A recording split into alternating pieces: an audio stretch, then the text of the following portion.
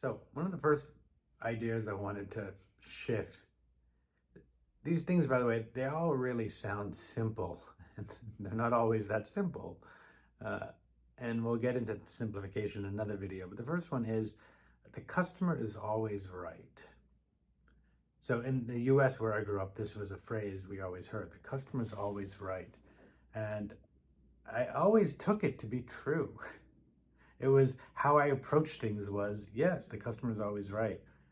And then recently I realized how this structural logic actually is not true. It's just an idea. And it's one that's actually not really helpful.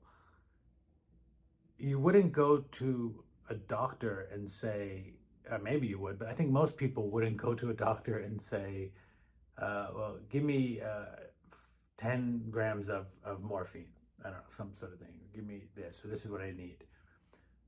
Because they're going in with an assumption that they actually don't know what they need.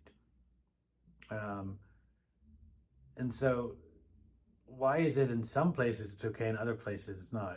Why is it okay for a customer to go into a restaurant and say, this sandwich isn't good. This is not how I like it.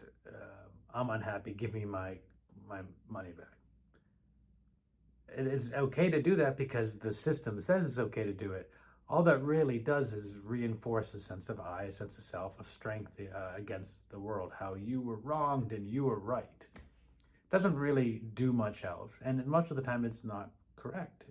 It's not that the sandwich is bad, it's that you didn't enjoy it. You didn't get what you thought you should get. Well, that's a very different story than it being bad. And the sense of you being right, well, you are right that you did not get what you thought you would get. But getting what you thought you should get isn't about right or wrong, it's just about what it is. And unfortunately, now we have these people who think that they know everything and their opinion matters. And the fact of the matter is, our opinion only really matters to ourselves. What I'm saying here is my opinion. It doesn't really matter to anyone but myself. If what I'm saying has value, great. If it doesn't, I'm not right. It's just a possibility of rightness. And so the more that I try to say, I am right, I'm going to fight this, all I'm doing is reinforcing my ego, reinforcing my sense of self, bracing against the world. I'm tensioning my body because I have to be right. As opposed to, well, what if I wasn't right? Well, if I wasn't right, anything could happen, and that would be very scary. So instead of being very fluid, I'd have to be right. And this is a longer talk, a longer construct of it. What I hope for anyone who's still listening at this point is to just inquire in and say, does any of this make sense to you? And again, you can inquire back and say, oh, I agree with this, but not this and that. And that's wonderful. And I'm happy to learn from that. What I really want us to start to do is to recognize how so many of the things that we have taken to be true are not truth. They are just ideas.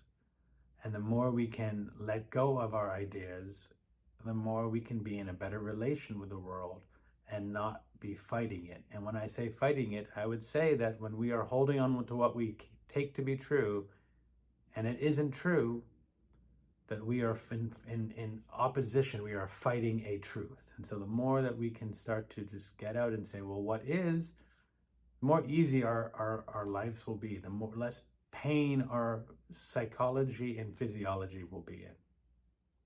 More to come. See you soon.